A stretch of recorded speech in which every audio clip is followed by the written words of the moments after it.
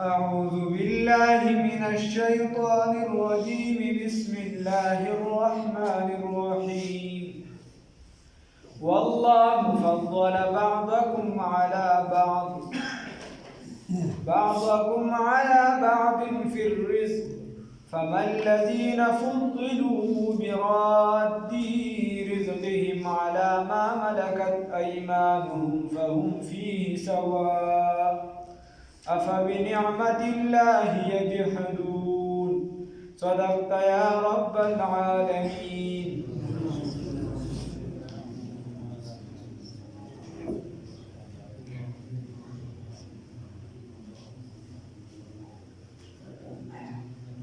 الله رب العزت په دې آیات مبارکه کې فرمایي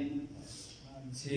تاسو لما غوروالي درکړي، فضیلت مې درکړی دی په مال سره بعضو له په بعضو باندې. چاله مې مال دولت دا زیات ورکړی دی او چاله مې کم ورکړی دی. الله رب العزت فرمایي نو د دې په وجه مې فضیلت ورکړی دی بعضو، یعنی چا سره چې مال ډېر دی د دنیا په حساب سره د ده وسعت دی په زندګۍ کې پراخي ده پکې دته چې دی د زندګۍ سهولیات ډېر دي، او د چا چې مال دولت کم دی نو د دنیا په اعتبار سره دته هغه شان سهولیات او آرام نشته. نو دغه حساب سره الله رب العزت وایي چې ما فضیلت ورکړی دی بعضو له په بعضو باندې. دې نه فضیلت د دین مراد نه دی. الله فرمایي کنه والله فضل بعضکم علی بعض، او یقینا الله رب العزت فضیلت ورکړي بعض استاسو ته په بعضو باندې. فر رزق په مال دولت کې په رزق کې. فما الذین بس ندي هغه څوک فضلوا چې فضیلت ورکړی شوي دي براد رزقهم ورکون کی دی خپل مال لرا دی رزق لرا علامه هغه چاته ملکت ایمانهم چې د دې خلاصونه د هغې مالکان یعنی امرایان غلامان وینځي. الله رب العزت فرمایي بس هغه خلک نه دي چې چاله فضیلت الله ورکړي یعنی مالداري یې ورکړې ده چې دی د خپل مال واپس کړي دا ورکړي خپلو غلامانو ته. فهم حتی چې شي هغوی وي په دې کې سواء برابر. افبنعمت الله آیا په نعمت د الله تعالی یجحدون دی انکار کوي. دا مال خو چې ښه استعمالیږي بیا نعمت د الله رب العزت دی. ښه ده د دنیا چې توحه ده د عقوبه. چې مال غلط استعمال شي نو بیا وبال دی، بیا ستا دپاره نقصان ده دی. او چې مال ته ښه استعمال نو حج به پې وکړي، عمره به پې وکړي، د خیر ښېګړې په کارونو کې به یې ورکړي، د بل مسلمان سره به ښېګړه وکړي. دا ټول چې دی نو دا ښه استعمال دی، نو بیا خو نعمت دی. او که نه دغه مال ته په جوارو کې ولګې، دغه مال چې په خرابو کارونو کې ولګې نو دا بیا انکار دی د نعمت د الله تعالی نه، ناشکري ده، نو تباهي د الله نه وساتي. بل الله رب العزت دې دی کې یو نقطې ویلې اشاره وکړه. الله وایي فما الذین فضلوا براد رزق، بس نه دي چې مالداري ورکړی شوی دي ته براد رزقهم چې ورکړي دي خپل مال لره علی ما ملکت ایمانهم د خپلو غلامانو ته. نو چې دی خپل مال غلامانو ته نه ورکوي د څه دپاره فهم فیهم سوا چې هغوی وګرځي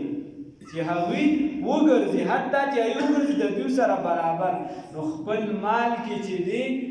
چې دا د دنیا په سطح مالک دی، د دې داسې مالک هم نه دی چې دا مال به ده سره همیشه وي، خو دې ځان سره بل بنده دا نه برابره. نو الله رب العزت چې واحد لا شریک ذات دی، هغه به ځان سره څنګه یو بت او یو انسان چې دی دا به ځان سره برابر کړي. دې ته پکې اشاره. الله وایي چې تاسو ځان سره ته یو مجازي مالک یې، ته ځان سره غلام نه برابرې، زه تا سره ځان سره په خپله خدایه کې څنګه شریک جوړ کړم. نو د الله رب العزت سره څوک شریک نشته. والله الله رب العزت فضل فضیلت ورکړي دی بعضکم زنو ستاسو ته علی بعض فزنو باندې فی الرزق فمال کی فمن الذین بس ندی هغه سو فضلوا چې فضیلت ورکړي شوی دی براد دی ورکون کی واپس کون کی رزقهم دی مال خپل تا علامه هغه چاته ملکت ایمانهم چې مالکان دي دای د خیلاسونو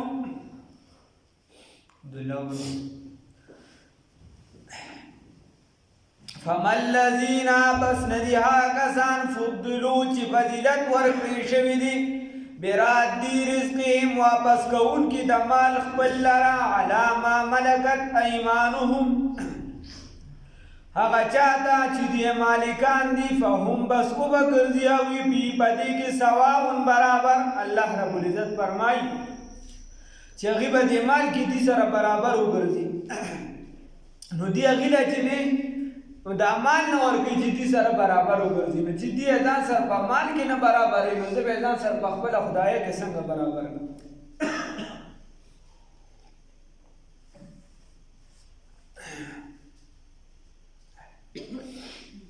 افبنعمت الله آیا په نعمت د الله رب العزت یجحدون دی انکار کوي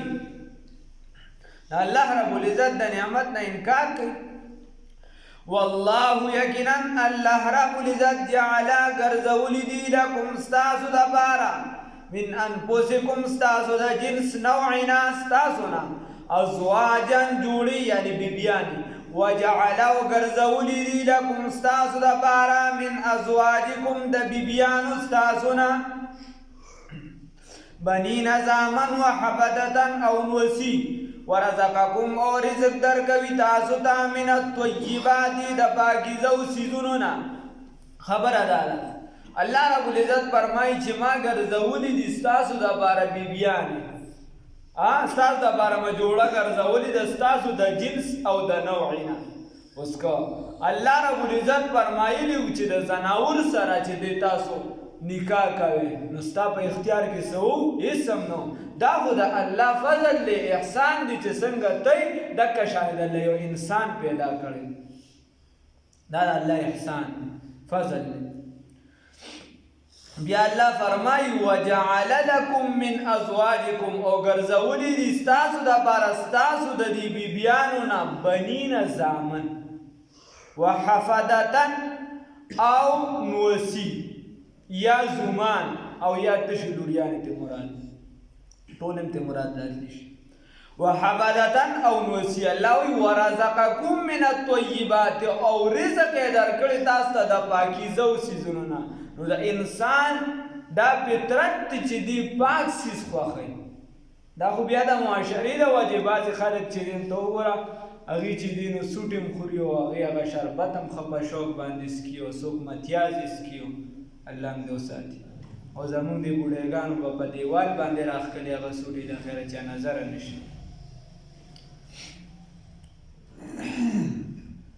افبالباطل آیا په باطل باندې یؤمنون دی ایمان راوړي وبنعمت الله او په نعمت د الله رب العزت هم یکفرون دی انکار کوونکي دي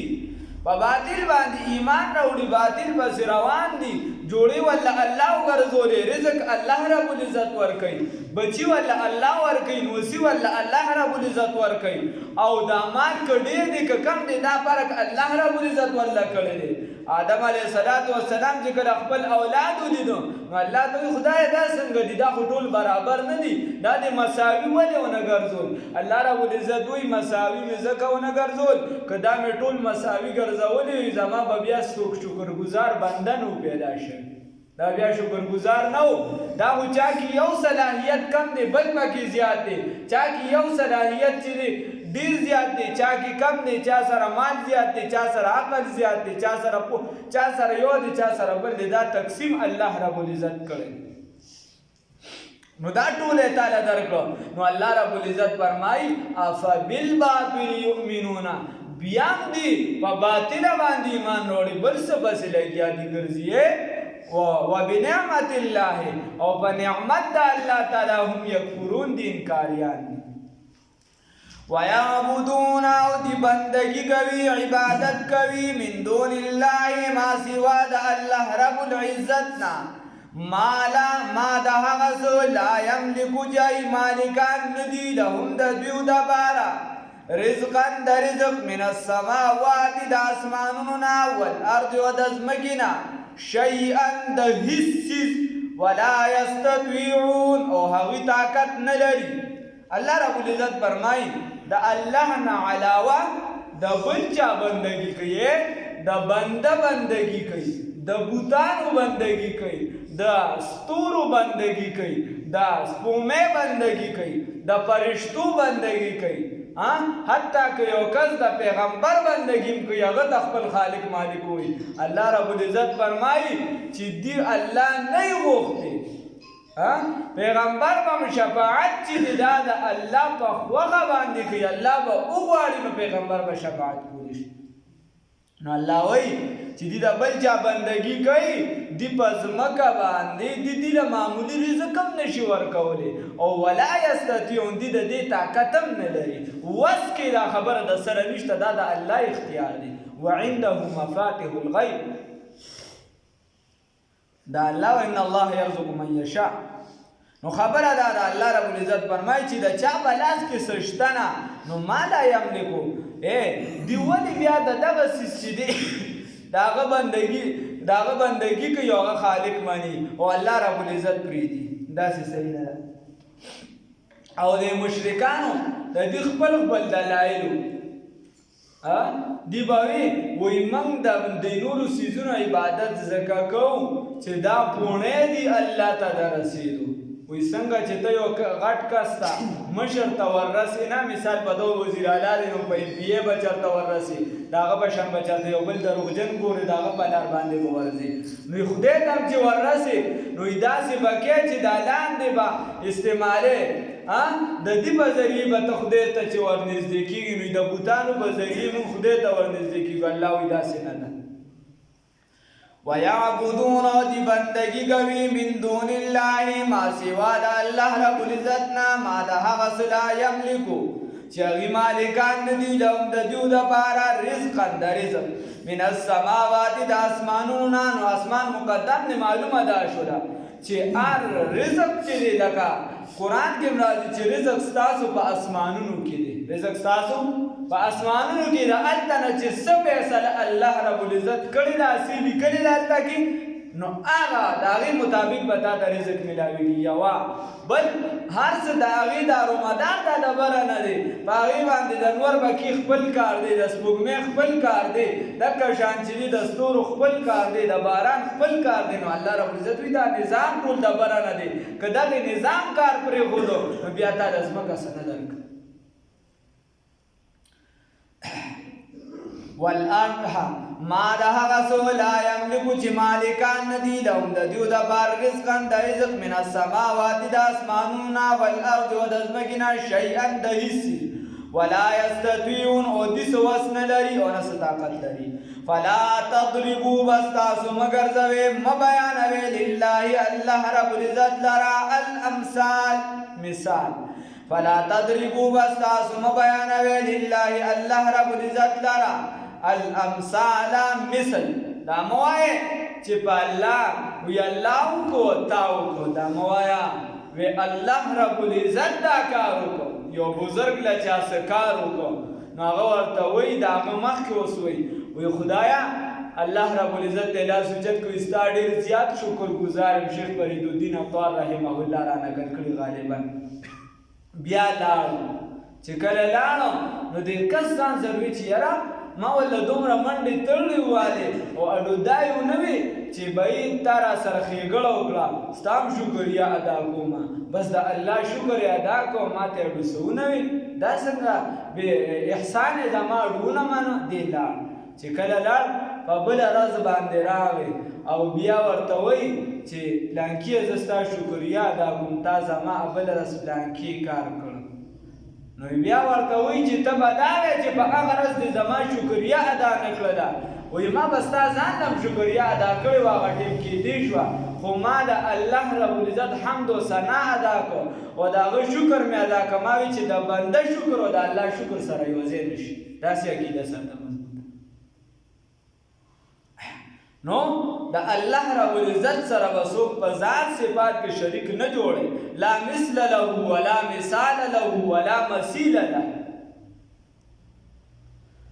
فلا تضربوا بس تاسو بیانوي لله الله رب العزت لرا الامثال مساوي